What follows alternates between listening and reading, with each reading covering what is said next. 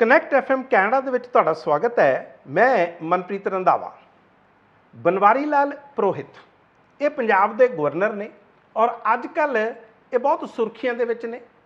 ਤੁਸੀਂ ਇਹਨਾਂ ਦੀਆਂ ਅਕਸਰ ਖਬਰਾਂ ਪੜ੍ਹਦੇ ਹੋਵੋਗੇ ਔਰ ਖਬਰਾਂ ਇਹ ਨਹੀਂ ਹੈ ਕਿ ਉਹ ਕੋਈ ਬਹੁਤ ਮਾਰ ਰਹੇ ਨੇ ਜਾਂ ਉਹ ਕੋਈ ਬਹੁਤ ਵਧੀਆ ਕੰਮ ਕਰ ਰਹੇ ਨੇ, ਬਲਕਿ ਸੁਰਖੀਆਂ ਦੇ ਵਿੱਚ ਇਸ ਕਰਕੇ ਬਣੇ ਹੋਏ ਆ ਕਿਉਂਕਿ ਉਹਨਾਂ ਦੀ ਪੰਜਾਬ ਦੇ ਮੁੱਖ ਮੰਤਰੀ ਦੇ ਨਾਲ ਲਗਾਤਾਰ ਲੜਾਈ ਚੱਲ ਰਹੀ ਹੈ, ਟਕਰਾਅ ਚੱਲ ਰਿਹਾ, ਇਸ ਕਰਕੇ ਸੁਰਖੀਆਂ ਦੇ ਵਿੱਚ ਬਣੇ ਹੋਏ ਆ। ਔਰ ਪਿਛਲੇ ਦਿਨਾਂ ਦੇ ਵਿੱਚ ਕੁਝ ਲੋਕਾਂ ਨੇ ਮੇਰਾ ਧਿਆਨ ਦਿਵਾਇਆ, ਕਹਿੰਦੇ ਇਹਨਾਂ ਨੇ ਕੁਝ ਅੰਗਰੇਜ਼ੀ ਅਖਬਾਰਾਂ ਨੂੰ ਇੰਟਰਵਿਊਜ਼ ਦਿੱਤੇ ਨੇ ਤੇ ਕੀ ਤੁਸੀਂ ਪੜ੍ਹੇ ਆ? ਮੈਂ ਕਿਹਾ ਜੀ ਮੈਂ ਤਾਂ ਹਜੇ ਤੱਕ ਪੜ੍ਹੇ ਨਹੀਂ, ਪਰ ਜੇ ਤੁਸੀਂ ਕਹਿੰਦੇ ਹੋ ਤਾਂ ਪੜ੍ਹ ਲੈਂਦੇ ਆ। ਤੇ ਮੈਂ ਜਦੋਂ ਇੰਟਰਵਿਊਜ਼ ਪੜ੍ਹੀਆਂ ਤੇ ਮੈਨੂੰ ਦੇਖ ਕੇ ਬੜੀ ਹੈਰਾਨੀ ਹੋਈ ਕਿ ਜਿਹੜੇ ਸੀਨੀਅਰ ਪੱਤਰਕਾਰਾਂ ਨੇ ਉਹਨਾਂ ਦੀ ਇੰਟਰਵਿਊਜ਼ ਲਈ ਸੀ, ਉਹਦੇ ਵਿੱਚ ਇੰਟਰਵਿਊ ਘੱਟ ਤੇ ਚਾਪਲੂਸੀ ਵੱਧ ਲੱਗੀ। ਕੋਈ ਵੀ ਇਸ ਤਰ੍ਹਾਂ ਦਾ ਸਿੱਧਾ ਸਵਾਲ ਨਹੀਂ ਪੰਜਾਬ ਦੇ ਗਵਰਨਰ ਨੂੰ ਪੁੱਛਿਆ ਗਿਆ ਕਿ ਕੀ ਉਹ ਆਪਣੀ ਸੰਵਿਧਾਨਿਕ ਜ਼ਿੰਮੇਵਾਰੀ ਨਿਭਾ ਰਹੇ ਨੇ, ਕੀ ਉਹ ਆਪਣੀ ਕਨਸਟੀਟਿਊਸ਼ਨਲ ਡਿਊਟੀ ਨਿਭਾ ਰਹੇ ਨੇ ਜਿਸ ਤਰ੍ਹਾਂ ਦੇ ਉਹ ਬਿਆਨ ਦੇ ਰਹੇ ਨੇ। ਖਾਸ ਤੌਰ ਤੇ ਜਿਸ ਤਰ੍ਹਾਂ ਉਹਨਾਂ ਨੇ ਕਿਹਾ ਕਿ ਜੇ ਤੁਸੀਂ ਇਸ ਤਰ੍ਹਾਂ ਦੇ ਸ਼ਬਦਾਂ ਦਾ ਪ੍ਰਯੋਗ ਕੀਤਾ, ਉਹ ਭਗਵੰਤ ਮਾਨ ਨੂੰ ਕਹਿ ਰਹੇ ਆ ਕਿ ਜੇ ਤੁਸੀਂ ਮਾੜੇ ਸ਼ਬਦਾਂ ਦਾ ਪ੍ਰਯੋਗ ਕੀਤਾ ਤੇ ਮੈਂ ਤੁਹਾਡੇ ਖਿਲਾਫ ਕ੍ਰਿਮੀਨਲ ਕੇਸ ਦਰਜ ਕਰਵਾ ਦੂੰਗਾ। ਕੀ ਇਹ ਗਵਰਨਰ ਦੀ ਭਾਸ਼ਾ ਹੋ ਸਕਦੀ ਹੈ? ਪਰ ਨਾਲ ਦੀ ਨਾਲ ਹੀ ਇਸ ਗੱਲ ਨੇ ਮੈਨੂੰ ਇਹ ਵੀ ਮਜਬੂਰ ਕੀਤਾ ਕਿ ਚਲੋ 83 ਵਰ੍ਹਿਆਂ ਦੇ ਇਹ ਬਨਵਾਰੀ ਲਾਲ ਪੁਰੋਹਿਤ ਬਾਰੇ ਥੋੜ੍ਹਾ ਜਾਣੀਏ ਤਾਂ ਸਹੀ, ਇਹਨਾਂ ਦਾ ਪਿਛੋਕੜ ਤਾਂ ਦੇਖੀਏ। ਵੈਸੇ ਮੈਂ ਤੁਹਾਨੂੰ ਇਹ ਦੱਸਦਾ ਕਿ ਇਹ ਜਿਹੜੇ ਬਨਵਾਰੀ ਲਾਲ ਪੁਰੋਹਿਤ ਆ, ਇਹ ਪਹਿਲਾਂ ਕਾਂਗਰਸ ਦੇ ਵਿੱਚ ਵੀ ਰਹੇ ਆ, ਬਲਕਿ ਕਾਂਗਰਸ ਦੇ MP ਰਹੇ ਆ। ਇਹ ਫਿਰ ਭਾਰਤੀ ਜਨਤਾ ਪਾਰਟੀ ਦੇ ਵਿੱਚ ਆ ਗਏ, ਭਾਰਤੀ ਜਨਤਾ ਪਾਰਟੀ ਤੋਂ ਬਾਅਦ ਫਿਰ ਕਾਂਗਰਸ ਦੇ ਵਿੱਚ ਆ ਗਏ ਤੇ ਫਿਰ BJP ਚਲੇ ਗਏ। ਇਸ ਤਰ੍ਹਾਂ ਵੀ ਕਰਦੇ ਰਹੇ ਆ ਇਹ। ਇਹਨਾਂ ਨੇ ਇੱਕ ਵਕਤ ਆਪਣੀ ਪਾਰਟੀ ਵੀ ਬਣਾ ਲਈ ਸੀ। ਨਾਗਪੁਰ ਦੇ ਵਿੱਚ ਬਹੁਤ ਐਕਟਿਵ ਰਹੇ ਨੇ, ਜਿੱਥੇ RSS ਦਾ ਹੈੱਡਕੁਆਟਰ ਆ, ਉਹ ਵੀ ਆਪਾਂ ਨੂੰ ਪਤਾ। ਤੇ ਨਾਲ ਦੀ ਨਾਲ ਇਹ ਪੱਤਰਕਾਰ ਵੀ ਰਹੇ ਆ, ਕਈ ਤਰ੍ਹਾਂ ਦੇ ਇਹਨਾਂ ਨੇ ਰੋਲ ਨਿਭਾਏ ਆ। ਤੇ ਮੈਂ ਇਹ ਵੀ ਤੁਹਾਨੂੰ ਦੱਸਦਾ ਕਿ ਇਸ ਤੋਂ ਪਹਿਲਾਂ ਇਹ ਤਮਿਲਨਾਡੂ ਦੇ ਵਿੱਚ ਵੀ ਰਹੇ ਆ ਤੇ ਅਸਾਮ ਦੇ ਵਿੱਚ ਵੀ ਬਤੌਰ ਗਵਰਨਰ ਰਹੇ ਆ। ਮੇਘਾਲਿਆ ਦੇ ਵਿੱਚ ਵੀ ਇਹਨਾਂ ਦਾ ਛੋਟਾ ਜਿਹਾ ਟੈਨਿਓਰ ਆ, ਕੁਝ ਕੁ ਮਹੀਨਿਆਂ ਦਾ। ਪਰ ਇਹਨਾਂ ਨੂੰ ਜੇ ਚੰਗੀ ਤਰ੍ਹਾਂ ਸਮਝਣਾ ਕਿ ਭਗਵੰਤ ਮਾਨ ਇਹਨਾਂ ਨੂੰ ਪ੍ਰਵੋਕ ਕਰਦੇ ਨੇ ਜਾਂ ਭਗਵੰਤ ਮਾਨ ਇਹਨਾਂ ਨੂੰ ਕੋਈ ਦਿਮਾਗੀ ਪਰੇਸ਼ਾਨੀ ਦਿੰਦੇ ਨੇ ਤਾਂ ਇਸ ਤਰ੍ਹਾਂ ਰਿਐਕਟ ਕਰਦੇ ਨੇ, ਜਾਂ ਇਹ ਹੈ ਹੀ ਇਸ ਤਰ੍ਹਾਂ ਦੇ ਨੇ। ਇਸ ਕਰਕੇ ਇਹਨਾਂ ਨੂੰ ਚੰਗੀ ਤਰ੍ਹਾਂ ਸਮਝਣ ਲਈ ਮੈਂ ਤੁਹਾਨੂੰ ਹੁਣ ਤਮਿਲਨਾਡੂ ਲੈ ਕੇ ਚੱਲਦਾ, ਜਿੱਥੇ ਇਹ 3 ਸਾਲ ਤੇ 346 ਦਿਨ, ਪੂਰੇ 4 ਸਾਲ ਇਹਨਾਂ ਨੇ ਪੂਰੇ ਨਹੀਂ ਕੀਤੇ, 3 ਸਾਲ ਤੇ 346 ਦਿਨ ਇਹ ਉੱਥੋਂ ਦੇ ਗਵਰਨਰ ਰਹੇ ਤਮਿਲਨਾਡੂ ਦੇ। ਤੇ ਜਦੋਂ ਇਹ ਗਵਰਨਰ ਸੀ ਤੇ ਇਸੇ ਤਰ੍ਹਾਂ ਉੱਥੇ ਵੀ ਇਹਨਾਂ ਨੇ ਬਹੁਤ ਸਾਰੇ ਵਿਵਾਦ ਪੈਦਾ ਕੀਤੇ ਤੇ ਸੁਪਰੀਮ ਕੋਰਟ ਨੂੰ, ਜਦੋਂ ਸੁਪਰੀਮ ਕੋਰਟ ਨੂੰ ਦਖਲ ਦੇਣਾ ਪਿਆ ਤੇ ਝਾੜ ਪਈ, ਜਾਂ ਇਹੀ ਬਨਵਾਰੀ ਲਾਲ ਪੁਰੋਹਿਤ ਨੂੰ ਪੁੱਲ ਅਪ ਕੀਤਾ ਕਿ ਤੁਸੀਂ ਫੈਸਲਾ ਨਹੀਂ ਕਰ ਰਹੇ ਤੇ ਇਸ ਕਰਕੇ ਫੈਸਲਾ ਅਸੀਂ ਲਵਾਂਗੇ। ਤੇ ਫਿਰ ਪਤਾ ਲੱਗਦਾ ਕਿ ਕੋਈ ਅੱਜ ਦੀ ਗੱਲ ਨਹੀਂ ਆ, ਕਿਉਂਕਿ ਬਨਵਾਰੀ ਲਾਲ ਪੁਰੋਹਿਤ ਜਿਹੜੇ ਗਵਰਨਰ ਲੱਗ ਰਹੇ ਨੇ, ਇਹਨਾਂ ਦਾ ਤਾਂ ਮੈਂਡੇਟ ਹੀ ਇਸ ਤਰ੍ਹਾਂ, ਇਹਨਾਂ ਨੂੰ ਤਾਂ ਕਿਹਾ ਹੀ ਇਸ ਕਰਕੇ ਜਾਂਦਾ ਕਿ ਤੁਸੀਂ ਇਸ ਤਰ੍ਹਾਂ ਹੀ ਕਰੋ। ਇਸੇ ਕਰਕੇ ਇਹ ਲਗਾਤਾਰ ਜਿਹੜੀਆਂ ਚੁਣੀਆਂ ਹੋਈਆਂ ਸਰਕਾਰਾਂ ਨੇ ਉਹਨਾਂ ਨੂੰ ਖਰਾਬ ਕਰਦੇ ਆ। ਪਹਿਲਾਂ ਮੈਂ ਤੁਹਾਨੂੰ ਤਮਿਲਨਾਡੂ ਲੈ ਕੇ ਚੱਲਦਾ। ਤਮਿਲਨਾਡੂ ਦੇ ਵਿੱਚ ਇਹ 6 ਅਕਤੂਬਰ ਸਨ 2017 ਤੋਂ ਤੇ 17 ਸਤੰਬਰ ਸਨ 2021 ਤੱਕ ਉੱਥੋਂ ਦੇ ਗਵਰਨਰ ਰਹੇ ਆ। ਤੇ ਉੱਥੇ ਇੱਕ ਕੇਸ ਸੀਗਾ AG ਪਰਾਰੀ ਵੱਲਮ। AG ਪਰਾਰੀ ਵੱਲਮ ਉਹ ਸ਼ਖਸ ਆ ਜਿਹਨੇ ਰਾਜੀਵ ਗਾਂਧੀ, ਜਿਹੜੇ ਭਾਰਤ ਦੇ ਸਾਬਕਾ ਪ੍ਰਧਾਨ ਮੰਤਰੀ, ਉਹਨਾਂ ਦੀ ਤੁਹਾਨੂੰ ਸਾਰਿਆਂ ਨੂੰ ਪਤਾ ਕਿ ਅਸੈਸੀਨੇਸ਼ਨ ਹੋਈ ਸੀ 21 ਮਈ ਸਨ 1991 ਦੇ ਵਿੱਚ ਸ੍ਰੀ ਪਰੰਬਦੂਰ, ਇਹ ਤਮਿਲਨਾਡੂ ਦੇ ਵਿੱਚ ਪੈਂਦਾ, ਇੱਕ ਇਲੈਕਸ਼ਨ ਰੈਲੀ ਨੂੰ ਸੰਬੋਧਨ ਕਰ ਰਹੇ ਸੀ ਜਦੋਂ ਉਹਨਾਂ ਦੀ ਹੱਤਿਆ ਕਰਤੀ ਸੀ, ਉਹਨਾਂ ਦਾ ਕਤਲ ਕਰਤਾ ਸੀ, ਉਹਨਾਂ ਦੀ ਅਸੈਸੀਨੇਸ਼ਨ ਕਰਤੀ ਸੀ। ਉਸੇ ਵਿੱਚ 7 ਵਿਅਕਤੀਆਂ ਨੂੰ ਇੱਕ ਤਰ੍ਹਾਂ ਦੀ ਸਜ਼ਾ ਹੋ ਗਈ ਸੀ, ਮੌਤ ਦੀ ਬਲਕਿ ਸਜ਼ਾ ਹੋ ਗਈ ਸੀ। ਔਰ ਬਾਅਦ ਦੇ ਵਿੱਚ ਉਹਨਾਂ ਦੀ ਜਿਹੜੀ ਸਜ਼ਾ ਸੀ ਉਹ ਕਮਿਊਟ ਕਰਤੀ ਜਾਂ ਬਦਲ ਦਿੱਤੀ ਗਈ ਉਮਰ ਕੈਦ ਦੇ ਵਿੱਚ, ਜਿਸ ਤਰ੍ਹਾਂ ਕਿ ਬਹੁਤ ਸਾਰੇ ਹੋਰ ਕੇਸਾਂ ਦੇ ਵਿੱਚ ਵੀ ਹੁੰਦਾ। ਤੇ ਉਸੇ ਵਿੱਚ ਇਹ AG ਪਰਾਰੀ ਵੱਲਮ ਉਸ ਵਕਤ ਜਦੋਂ ਇਹ ਅਸੈਸੀਨੇਸ਼ਨ ਹੁੰਦੀ ਆ, ਉਹ ਕੇਵਲ 19 ਸਾਲਾਂ ਦਾ ਸੀ, ਪਰ ਕਿਉਂਕਿ ਸਜ਼ਾ ਹੋਈ ਸੀ। ਇਸੇ ਦੌਰਾਨ ਸਨ 2015 ਦੇ ਵਿੱਚ ਤਮਿਲਨਾਡੂ ਦੀ ਸਰਕਾਰ ਇੱਕ ਫੈਸਲਾ ਕਰਦੀ ਆ, ਬਲਕਿ ਉੱਥੋਂ ਦੀ ਕਾਉਂਸਲ ਆਫ ਮਿਨਿਸਟਰਸ, ਕੈਬਨਿਟ ਉੱਥੋਂ ਦੀ ਇਹ ਫੈਸਲਾ ਕਰਦੀ ਆ ਇਸ AG ਪਰਾਰੀ ਵੱਲਮ ਦੀ ਇੱਕ ਐਪਲੀਕੇਸ਼ਨ ਉੱਤੇ ਕਿ ਇਹਨੂੰ ਮਰਸੀ ਪਟੀਸ਼ਨ ਇਹਨੇ ਦਾਇਰ ਕੀਤੀ ਆ ਤੇ ਇਹਨੂੰ ਹੁਣ ਇਹਦੀ ਮਰਸੀ ਪਟੀਸ਼ਨ ਤੇ ਜੋ ਇਹਨੇ ਲਾਈ ਆ ਇਸ ਉੱਤੇ ਇਸ ਨੂੰ ਪਹਿਲਾਂ ਰਿਹਾ ਕਰ ਦਿੱਤਾ ਜਾਵੇ। ਇਹ ਕਾਉਂਸਲ ਆਫ ਮਿਨਿਸਟਰ ਫੈਸਲਾ ਕਰਦੀ ਆ ਤੇ ਜਦੋਂ ਇਹ ਫੈਸਲਾ ਜਾਂਦਾ ਗਵਰਨਰ ਕੋਲੇ, ਉਸ ਵਕਤ ਮੈਂ ਤੁਹਾਨੂੰ ਦੱਸਦਾ ਜਦੋਂ ਸਨ 2015 ਦੇ ਵਿੱਚ ਇਹ ਫੈਸਲਾ ਹੋਇਆ ਸੀ ਤੇ ਤਮਿਲਨਾਡੂ ਦੇ ਉਦੋਂ ਗਵਰਨਰ ਹੁੰਦੇ ਸੀ ਕੇ ਰਸਾਇਆ। ਕੇ ਰਸਾਇਆ ਇਸ ਉੱਤੇ ਫੈਸਲਾ ਲੈਣ 'ਚ ਦੇਰੀ ਕਰਦੇ ਆ, ਪਰ ਇਸੇ ਦੌਰਾਨ ਬਨਵਾਰੀ ਲਾਲ ਪੁਰੋਹਿਤ ਉੱਥੇ ਤਮਿਲਨਾਡੂ ਦੇ ਗਵਰਨਰ ਬਣ ਕੇ ਚਲੇ ਜਾਂਦੇ ਆ ਤੇ ਬਨਵਾਰੀ ਲਾਲ ਜਦੋਂ ਪੁਰੋਹਿਤ ਉੱਥੇ ਜਾਂਦੇ ਆ ਤੇ ਇਹਨਾਂ ਨੂੰ ਕਿਹਾ ਜਾਂਦਾ ਕਿ ਤੁਸੀਂ ਇਸ ਕੇਸ ਤੇ ਫੈਸਲਾ ਲਓ। ਇਹ ਕੀ ਕਰਦੇ ਆ ਕਿ ਉਸ ਜਿਹੜਾ ਕੈਬਨਿਟ ਦਾ ਡਿਸੀਜਨ ਹੁੰਦਾ, ਜਿਸ ਕਰਕੇ ਉਹਨਾਂ ਨੇ ਕਿਹਾ ਹੁੰਦਾ ਕਿ ਜਿਹੜਾ ਏਜੀ ਪਿਰਾਰੀ ਵੱਲਮ ਆ ਇਸ ਨੂੰ ਛੱਡ ਦਿੱਤਾ ਜਾਵੇ, ਇਹਨੂੰ ਮਰਸੀ ਪਟੀਸ਼ਨ ਦੇ ਦਿੱਤੀ ਜਾਵੇ, ਇਸ ਦੀ ਰਿਹਾਈ ਕਰ ਦਿੱਤੀ ਜਾਵੇ, ਉਸ ਫੈਸਲੇ ਨੂੰ ਆਪ ਉਸ 'ਤੇ ਸਾਈਨ ਕਰਨ ਦੀ ਬਜਾਏ ਜਾਂ ਆਪ ਉਸ ਨੂੰ ਮਨਜ਼ੂਰੀ ਦੇਣ ਦੀ ਬਜਾਏ ਇਹ ਮਾਮਲਾ ਅੱਗੇ ਪ੍ਰੈਜ਼ੀਡੈਂਟ ਨੂੰ, ਉਸ ਟਾਈਮ ਰਾਮਨਾਥ ਕੋਵਿੰਦ ਜਿਹੜੇ ਪ੍ਰੈਜ਼ੀਡੈਂਟ ਹੁੰਦੇ ਆ ਭਾਰਤ ਦੇ, ਉਹਨਾਂ ਨੂੰ ਰੈਫਰ ਕਰ ਦਿੰਦੇ ਆ। ਇਹ ਗੱਲ ਦੇਖ ਕੇ ਤਮਿਲਨਾਡੂ ਦੀ ਜਿਹੜੀ ਸਰਕਾਰ ਆ ਉਹ ਬਹੁਤ ਸਖਤ 'ਚ ਆ ਜਾਂਦੀ ਆ।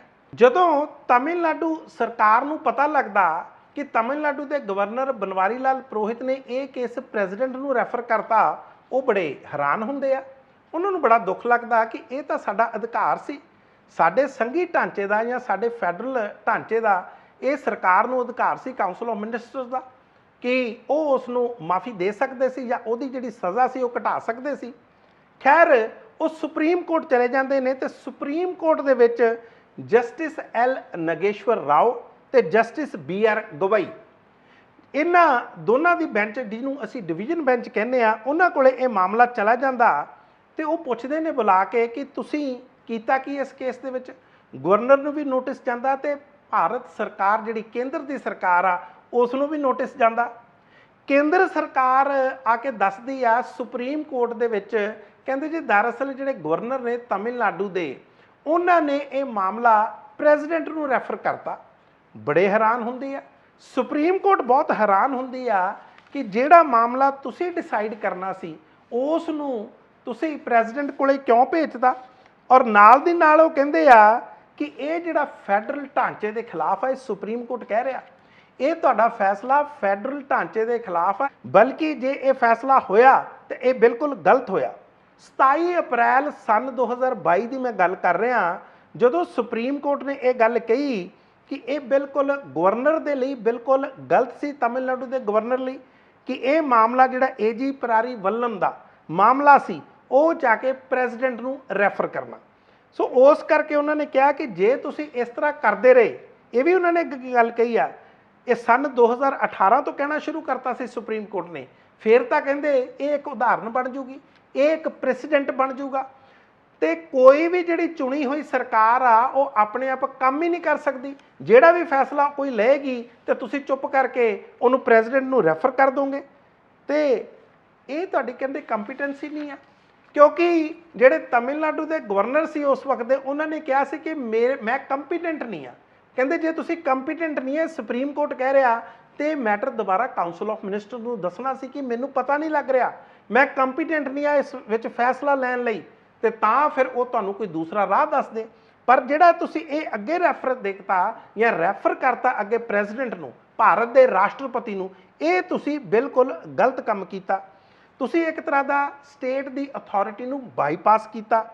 ਔਰ ਤੁਸੀਂ ਦੇਖੋ ਉੱਥੇ ਵੈਸੇ ਐਡੀਸ਼ਨਲ ਸੋਲੀਸਿਟਰ ਜਨਰਲ ਸੀ ਉਸ ਵਕਤ, ਜਿਨ੍ਹਾਂ ਦਾ ਨਾਮ ਸੀ ਕੇ.ਐਮ. ਨਟਰਾਜ ਉੱਥੇ ਹਾਜ਼ਰ ਸੀ। ਉਹਨਾਂ ਨੇ ਵੀ ਆਪਣੀ ਇਹ ਦਲੀਲ ਦੇਣ ਦੀ ਕੋਸ਼ਿਸ਼ ਕੀਤੀ ਕਿ ਨਹੀਂ ਜੀ, ਉਹਨਾਂ ਨੇ ਇਸ ਕਰਕੇ ਰੈਫਰ ਕੀਤਾ ਕਿਉਂਕਿ ਉਹ ਇਸ ਤੇ ਚਾਹੁੰਦੇ ਸੀ ਕਿ ਘੱਟੋ ਘੱਟ ਪ੍ਰੈਜ਼ੀਡੈਂਟ ਇਸ ਤੇ ਫੈਸਲਾ ਲੈਣ। ਆਖਿਰਕਾਰ ਇਹ ਲਗਾਤਾਰ ਆਪਸ ਦੇ ਵਿੱਚ ਕਮਿਊਨੀਕੇਸ਼ਨ ਚੱਲਦੀ ਰਹੀ ਆ, ਕਿਉਂਕਿ ਜਸਟਿਸ ਗਵਈ ਨੇ ਇਹ ਗੱਲ ਬਿਲਕੁਲ ਕਹਿਤੀ ਸੀ ਕਿ ਸੰਵਿਧਾਨ ਦੇ ਵਿੱਚ ਇਸ ਤਰ੍ਹਾਂ ਦੀ ਕੋਈ ਪ੍ਰੋਵੀਜ਼ਨ ਹੀ ਨਹੀਂ ਹੈ। ਤੁਸੀਂ ਦੇਖੋ ਸੰਵਿਧਾਨ ਦੇ ਵਿੱਚ ਕੋਈ ਪ੍ਰੋਵੀਜ਼ਨ ਨਾ ਹੋਵੇ ਕਿ ਪ੍ਰੈਜ਼ੀਡੈਂਟ ਨੂੰ ਰੈਫਰ ਕਰਨਾ ਮਾਮਲਾ ਔਰ ਉੱਥੋਂ ਦੇ ਗਵਰਨਰ ਰੈਫਰ ਕਰੀ ਜਾਣ। ਆਖਿਰਕਾਰ ਇਹ ਬਹੁਤ ਦੇਰ ਤੱਕ ਜਦੋਂ ਇਹ ਸਾਰਾ ਕੁਝ ਚੱਲਦਾ ਰਿਹਾ, ਕਹਿੰਦੇ ਇਹਦੇ ਨਾਲ ਜਿਹੜੀਆਂ ਤੁਹਾਡੀਆਂ ਗਵਰਨਰ ਨੂੰ ਅਥਾਹ ਸ਼ਕਤੀਆਂ ਤੁਸੀਂ ਦੇਣ ਦੀ ਕੋਸ਼ਿਸ਼ ਕਰ ਰਹੇ ਹੋ, ਇਹ ਇੱਕ ਸੰਘੀ ਢਾਂਚੇ ਲਈ ਬਹੁਤ ਵਧੀਆ ਕੋਈ ਉਦਾਹਰਨ ਨਹੀਂ ਆ। ਤੇ ਫਿਰ ਜਾ ਕੇ 18 ਮਈ ਸਨ 2022 ਨੂੰ ਹੁਣ ਇੱਥੇ बड़ी एक अहम गल आ आर्टिकल 142 के अधीन सुप्रीम कोर्ट अपनियां ताकतां दा इस्तेमाल करते हुए उन्होंने ये स्पैशल आर्टिकल इनवोक किया। इसकी ताकत का इस्तेमाल करके AG परारी वल्लभ नूं आप ही छड़ता कि रिलीज़ करो, नहीं तो फिर असी रिलीज़ करांगे। ये हालात देख के आए हुए ने तमिलनाडु के उस वक्त के ते हुण पंजाब के जिहड़े गवर्नर ने बनवारी लाल पुरोहित। और ये पहला मामला नहीं आ, अगे आ जाओ जदों ये पंजाब च आ जाते हैं, पंजाब दे विच जिहड़ी लगातार लड़ाई चल रही आ उस बारे तो आपां नूं पता ही आ। पर तुहानूं याद होना फरवरी के महीने दे विच पंजाब सरकार बनवारी लाल पुरोहित नूं चिट्ठी लिखदी आ कि असी विधान सभा का बजट सैशन बुलाउणा। चिट्ठी चली जाती है, पर उस वक्त तुहानूं याद ये भी होना कि बनवारी लाल पुरोहित कहते हैं कि तुहाडी चिट्ठी तो आ गई आ, पर पिछले दिनों के जिहड़ी तुसीं भाषा मेरे खिलाफ यूज़ की है या मेरे खिलाफ शब्दों का प्रयोग किया वो मैनूं पसंद नहीं है, मेरी एक तरह की इंसल्ट होगी। मैं हुण इस ते लीगल ओपीनियन लऊँगा, कानूनी राय लऊँगा तो फिर सैशन बुलाऊँगा। आखिरकार पंजाब सरकार नूं फिर सुप्रीम कोर्ट का रुख करना पैंदा। हुण तुसीं देखे जाओ तमिलनाडु दे विच तमिलनाडु सरकार नूं भी यही कुछ करना पिया, पंजाब दे विच आके पंजाब सरकार नूं भी यही कुछ करना पिया। एक सैशन बुलाना किड्डी क वड्डी गल हुंदी है, पर ये जिहड़े गवर्नर ने उन्होंने कित्थे कित्थे अड़ंगे ला सकते हैं, कित्थे कित्थे मुश्किलां खड़ियां कर सकते हैं किसी भी चुनी हुई सरकार नूं। ये उहदी एक ताज़ा उदाहरण आ। उत्थे जाके जदों भारत के चीफ जस्टिस DY चंद्रचूड़ ते इस तरह जस्टिस PS नरसिम्हा उन्हां कोले ये केस लग जाता, तो जदों वो सारा केस देखते हैं तो पंजाब के जिहड़े गवर्नर हुंदे ने इन्हां दे वकील कहंदे देखो जी, कहंदे साडे गवर्नर दे नाल पंजाब के मुख मंत्री ने जिहड़े 2 ट्वीट कीते आ ते एक 14 फरवरी की एक चिट्ठी आ, इहदे विच जिहड़ी शब्दां दा प्रयोग किया गया वो बहुत माड़ा। इस करके ये लीगल ओपीनियन लै रहे आ। पर तुहानूं मैं ये भी दसदा जदों ये सुप्रीम कोर्ट दे विच मामला आउंदा, तुषार मेहता ने साडे सॉलीसिटर जनरल ਜਿਹੜੇ कि केंद्र सरकार ਨੂੰ रिप्रजेंट कर रहे सी ते नाल दी नाल गवर्नर ਨੂੰ भज के जाके चिट्ठी दे आउंदे आ। उसे सुप्रीम कोर्ट ਦੇ ਵਿੱਚ पता सी कि उत्थे खचाई होगी, असीं गलत कर बैठे आ। ਕਹਿੰਦੇ जी कोई गल नहीं, असीं ਤਾਂ 3 मार्च ਨੂੰ सैशन बुला रहे हैं, असीं ਤਾਂ इजाजत भी दित्ती आ। पर इस दे बावजूद भी सुप्रीम कोर्ट ने एक केस सुनिया और DY चंद्रचूड़ ਜਿਹੜੇ भारत के चीफ जस्टिस ने उन्होंने एक गल कही, यानी कि इस बेंच ने गल कही, ਕਹਿੰਦੇ जे तुसी लगदा सी तुहानूं ये पंजाब के गवर्नर नूं कह रहे आ बनवारी लाल पुरोहित नूं कि जे पंजाब के मुख मंत्री अपनी संविधानिक ड्यूटी नहीं सी निभा रहे, तुहानूं इन्फॉर्मेशन नहीं सी दे रहे, या ये हो सकता कि तुहाडे खिलाफ शब्दों का सही प्रयोग नहीं सी कर रहे, तो की तुसी भी अपनी संविधानिक ड्यूटी तो भजोगे? तुहाडे लई कोई ऑप्शन नहीं आ, तुहाडे उत्ते बाइंडिंग आ, तुहाडे लई ये लाजमी आ कि जे काउंसल ऑफ मिनिस्टर्स डिसाइड कर लेंदी आ ते तुहानूं वो काम करना पैना। You have to act on the aid and advice of the council of ministers. ये गल सुप्रीम कोर्ट ने बिल्कुल क्लीयर करती सी। तुहाडे कोले किसी तरह का लीगल ओपीनियन लैन का भी किसी तरह का कोई हक नहीं आ, वो भी तुहाडे कोले किसी तरह जिस तरह ही काउंसल ऑफ मिनिस्टर डिसाइड करूगा, कैबिनेट डिसाइड करेगी, तदे ही नाल दी नाल ही तुहानूं डिसीजन लेना पऊगा। तुहाडे कोले जिस तरह मैं तुहानूं पहलां भी दस्सिया, इस तो इलावा कोई चारा नहीं है।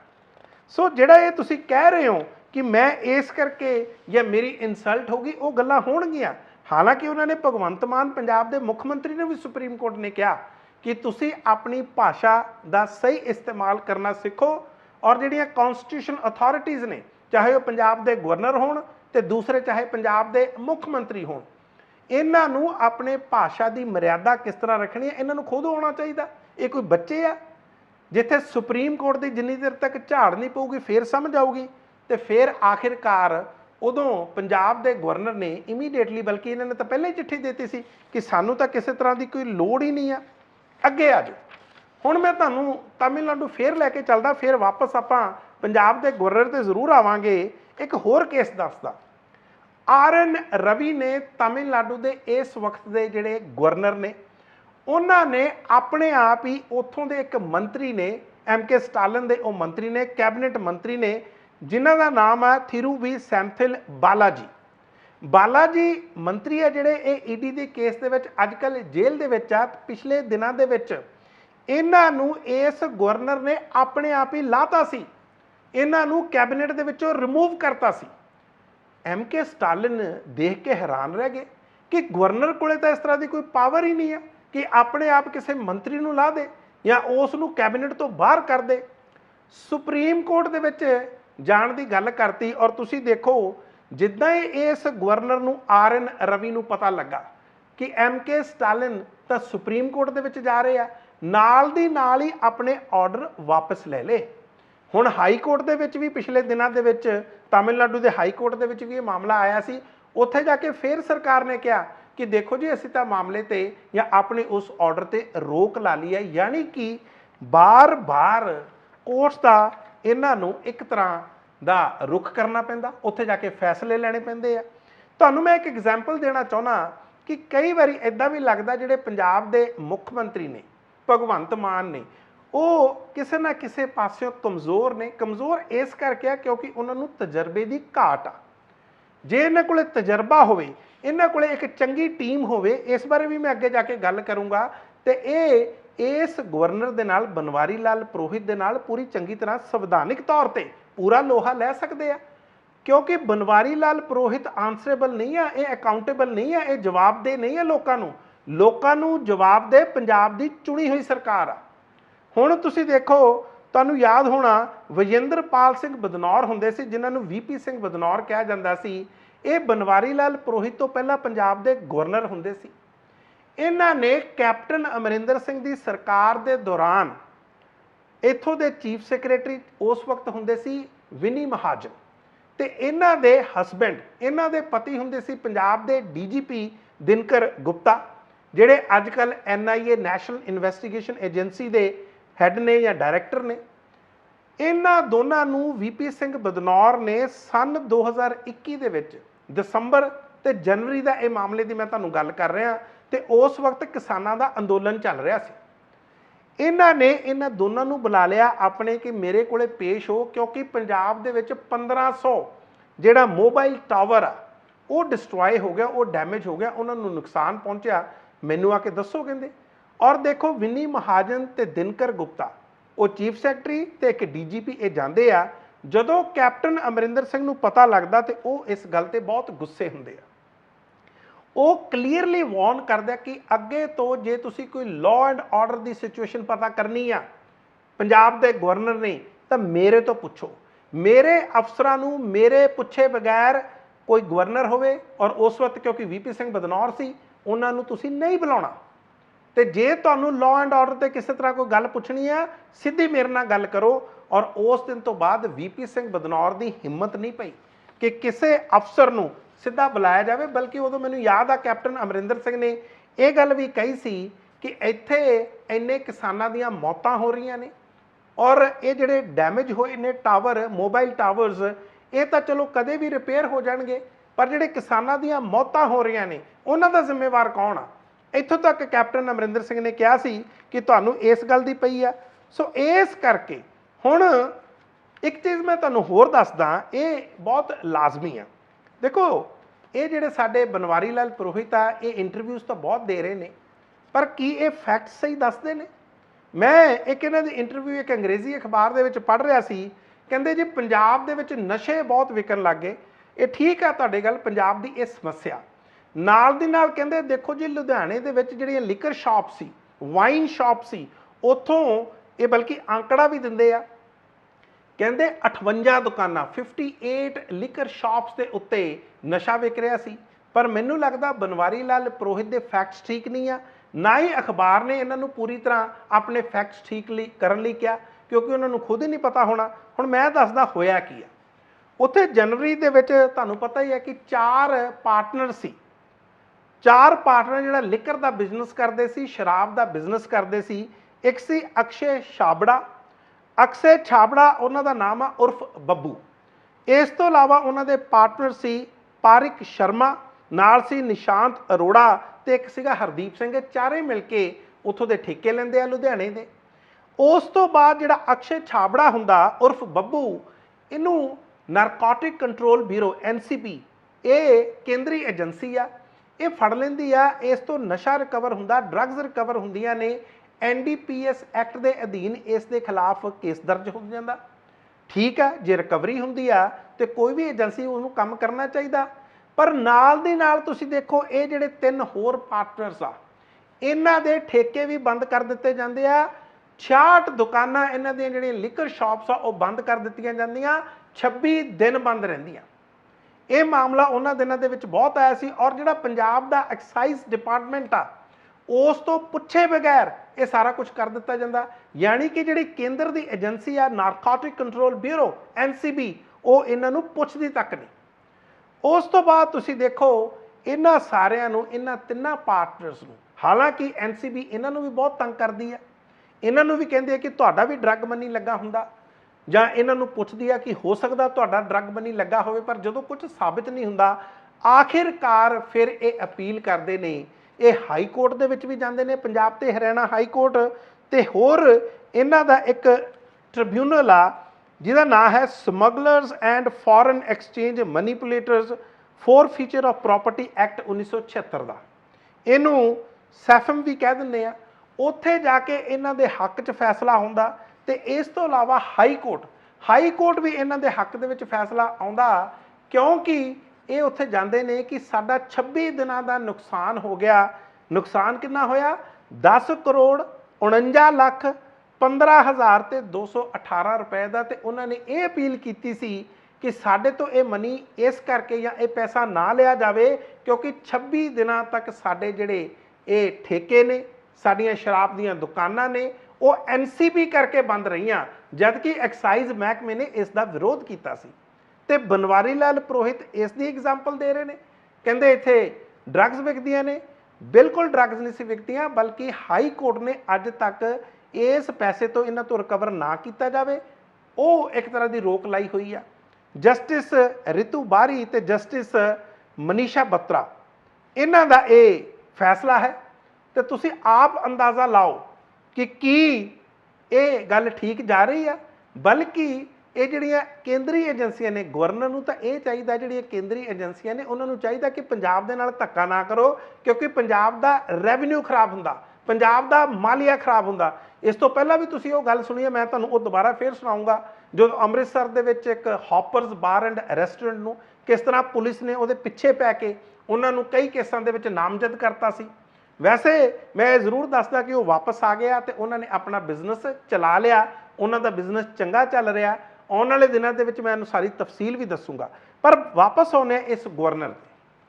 ਤੁਸੀਂ ਇੱਕ ਚੀਜ਼ ਦੇਖੋ, ਜਿਹੜੀਆਂ ਪੰਜਾਬ ਦੀਆਂ ਪੋਲੀਟੀਕਲ ਪਾਰਟੀਆਂ ਨੇ, ਇਹਨਾਂ ਬਾਰੇ ਵੀ ਗੱਲ ਕਰਨੀ ਬਣਦੀ ਆ। ਇਹ ਵੀ ਬਾਰ-ਬਾਰ ਗਵਰਨਰ ਕੋਲੇ ਜਾ ਕੇ ਮੈਮੋਰੈਂਡਮ ਲੈ ਕੇ ਪਹੁੰਚ ਜਾਂਦੇ ਨੇ, ਚਾਹੇ ਉਹ ਕਾਂਗਰਸ ਪਾਰਟੀ ਹੋਵੇ, ਚਾਹੇ ਉਹ ਸ਼੍ਰੋਮਣੀ ਅਕਾਲੀ ਦਲ ਹੋਵੇ, ਭਾਰਤੀ ਜਨਤਾ ਪਾਰਟੀ ਨੇ ਤਾਂ ਖੈਰ ਜਾਣਾ ਹੀ ਜਾਣਾ। ਇਹ ਸਾਰੀਆਂ ਪਾਰਟੀਆਂ ਪਹੁੰਚ ਜਾਂਦੀਆਂ ਨੇ ਇਹਨਾਂ ਕੋਲੇ, ਕਾਂਗਰਸ, ਸ਼੍ਰੋਮਣੀ ਅਕਾਲੀ ਦਲ ਜਾਂ ਹੋਰ ਵੀ, ਚਾਹੇ ਬਹੁਜਨ ਸਮਾਜ ਪਾਰਟੀ, ਉਹ ਤਾਂ ਖੈਰ ਉਹਨਾਂ ਦੇ ਨਾਲ ਹੀ ਆ। ਤੇ ਜਾ ਕੇ ਉਹਨਾਂ ਨੂੰ ਅਪੀਲ ਕਰਦੇ ਨੇ ਕਿ ਕੁਝ ਉਹਨਾਂ ਲਈ ਕਰਨ। ਇਹਨਾਂ ਨੂੰ ਇਹ ਨਹੀਂ ਪਤਾ, ਇਹ ਸਾਰੀਆਂ ਪੋਲੀਟੀਕਲ ਪਾਰਟੀਆਂ ਨੂੰ, ਕਿ ਬਾਰ-ਬਾਰ ਜਦੋਂ ਇਹ ਗਵਰਨਰਸ ਕੋਲੇ ਆਪਣੀ ਪੰਜਾਬ ਸਰਕਾਰ ਦੇ ਖਿਲਾਫ ਜਾਂਦੇ ਨੇ ਤੇ ਇਹ ਸੰਘੀ ਢਾਂਚੇ ਨੂੰ ਕਿੰਨਾ ਵੀਕ ਕਰ ਰਹੇ ਨੇ, ਕਿੰਨਾ ਕਮਜ਼ੋਰ ਕਰ ਰਹੇ ਨੇ। ਤੁਸੀਂ ਗਵਰਨਰ ਨੂੰ ਤਾਕਤ ਦੇ ਕੇ ਇੱਕ ਤਰ੍ਹਾਂ ਦਾ ਪੰਜਾਬ ਦਾ ਢਾਂਚਾ, ਜਿਹੜਾ ਫੈਡਰਲ ਸਟਰਕਚਰ ਆ, ਉਹਨੂੰ ਕਮਜ਼ੋਰ ਕਰ ਰਹੇ ਹੋ। ਇਸ ਗੱਲ ਨੂੰ ਸਮਝਣ ਦੀ ਲੋੜ ਆ। ਤੇ ਵੈਸੇ ਵੀ ਤੁਹਾਨੂੰ ਇਹ ਪਤਾ ਹੋਣਾ ਚਾਹੀਦਾ ਕਿ ਇਕੱਲੇ ਇਸ ਕੇਸ ਦੇ ਵਿੱਚ ਨਹੀਂ, ਜਿੱਥੇ ਵੀ ਤੁਸੀਂ ਚਲੇ ਜਾਓ, ਮਹਾਰਾਸ਼ਟਰ ਦੇ ਵਿੱਚ ਭਗਤ ਸਿੰਘ ਕੋਸ਼ਿਆਰੀ, ਜਿਸ ਤਰ੍ਹਾਂ ਉਹਨਾਂ ਨੇ ਉੱਥੇ ਬਹੁਮਤ ਪ੍ਰਾਪਤ ਕਰਨ ਲਈ ਕਿਹਾ ਸੀ ਏਕਨਾਥ ਸ਼ਿੰਦੇ ਨੂੰ, ਜਾਂ ਉਸ ਤੋਂ ਪਹਿਲਾਂ ਉद्धਵ ਠਾਕਰੇ ਦੀ ਸਰਕਾਰ ਨੂੰ, ਉਸ ਨੂੰ ਸੁਪਰੀਮ ਕੋਰਟ ਨੇ ਗੈਰ ਕਾਨੂੰਨੀ ਕਿਹਾ ਸੀ। ਇਹ ਵੀ ਆਪਾਂ ਨੂੰ ਪਤਾ। ਜਗਦੀਪ ਧਨਕਰ ਕੀ ਕਰਦੇ ਨੇ ਵੈਸਟ ਬੰਗਾਲ ਦੇ ਵਿੱਚ, ਉਹ ਵੀ ਸਾਰਾ ਆਪਾਂ ਨੂੰ ਪਤਾ। ਇਸੇ ਤਰ੍ਹਾਂ ਆਰਿਫ ਮੁਹੰਮਦ ਖਾਨ ਕੇਰਲ ਦੀ ਸਰਕਾਰ ਨੂੰ ਕਿਸ ਤਰ੍ਹਾਂ ਤੰਗ ਕਰ ਰਹੇ ਨੇ, ਉਹ ਵੀ ਆਪਾਂ ਨੂੰ ਸਾਰਿਆਂ ਨੂੰ ਪਤਾ।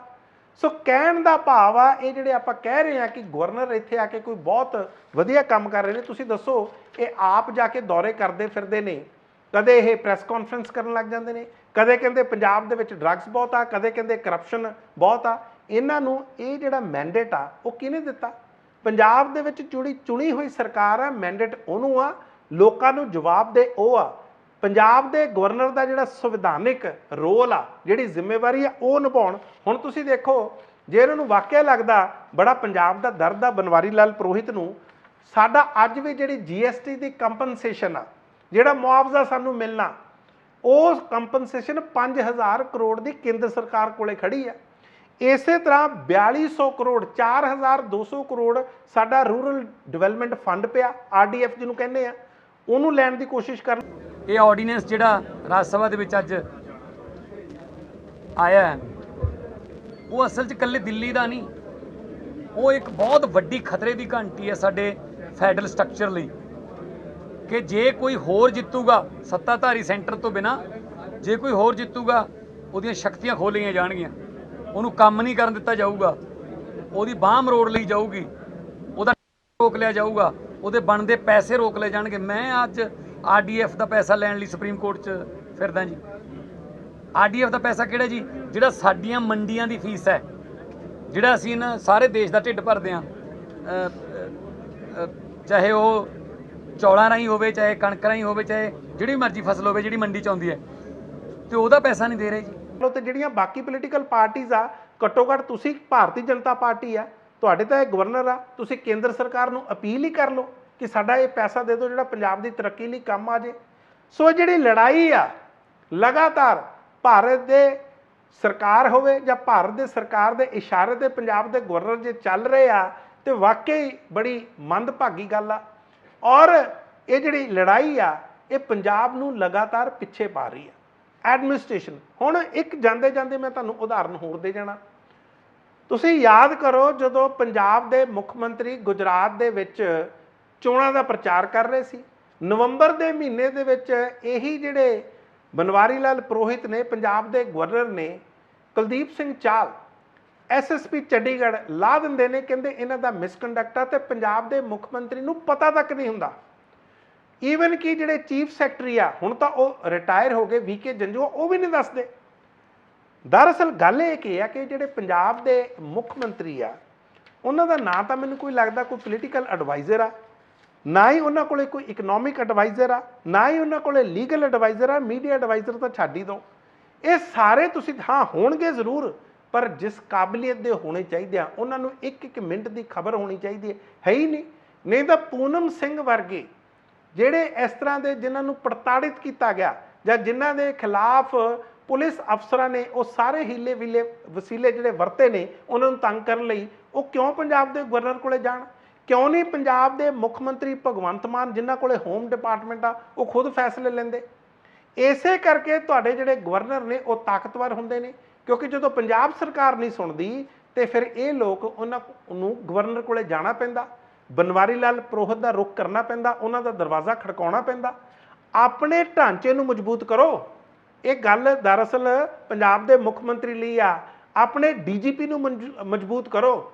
ਜਿਹੜੇ ਜੇ ਇਹ ਸਾਰੇ ਫੈਸਲੇ ਜਾਂ ਜਿੰਨੇ ਕੇਸ ਜਾਂਦੇ ਨੇ ਗਵਰਨਰ ਕੋਲੇ, ਇਹ ਜੇ ਸਿੱਧੇ ਪੰਜਾਬ ਦੀ ਪੁਲਿਸ ਲੈਣ ਲੱਗ ਜਾਏ, ਪੰਜਾਬ ਦੇ DGP ਗੌਰਵ ਯਾਦਵ ਲੈਣ ਲੱਗ ਜਾਣ, ਜਾਂ ਆਪਣੇ ਜਿਹੜੇ ਅਮਲੇ ਨੂੰ ਆ ਜਾਂ ਜਿੰਨੇ ਉਹਨਾਂ ਦੇ ਅਫਸਰਾਂ ਨੂੰ ਚੁਸਤ ਦਰੁਸਤ ਕਰਨ, ਤਾਂ ਫਿਰ ਉਹਨਾਂ ਨੂੰ ਗਵਰਨਰ ਕੋਲੇ ਜਾਣ ਦੀ ਲੋੜ ਨਹੀਂ ਆ। ਤੁਸੀਂ ਆਪ ਹੀ ਮੌਕੇ ਦੇ ਰਹੇ ਹੋ, ਕਿਉਂਕਿ ਤੁਸੀਂ ਆਪਣੇ DGP ਨੂੰ, ਆਪਣੇ ਅਫਸਰਾਂ ਨੂੰ, ਆਪਣੇ ਚੀਫ ਸੈਕਟਰੀ ਨੂੰ ਜਵਾਬਦੇਹ ਨਹੀਂ ਬਣਾ ਰਹੇ। ਇਸੇ ਕਰਕੇ ਜਦੋਂ ਗਵਰਨਰ ਇੰਟਰਵੀਨ ਕਰਦੇ ਨੇ ਤੇ ਲੋਕਾਂ ਨੂੰ ਲੱਗਦਾ ਕਿ ਸ਼ਾਇਦ ਕਿਤੇ ਇਹ ਰਾਹਤ ਮਿਲ ਰਹੀ ਹੈ। ਤੁਸੀਂ ਦੇਖ ਰਹੇ ਸੀ ਕਨੈਕਟ ਸ਼ੀਸ਼ਾ, ਮੈਂ ਮਨਪ੍ਰੀਤ ਰੰਧਾਵਾ।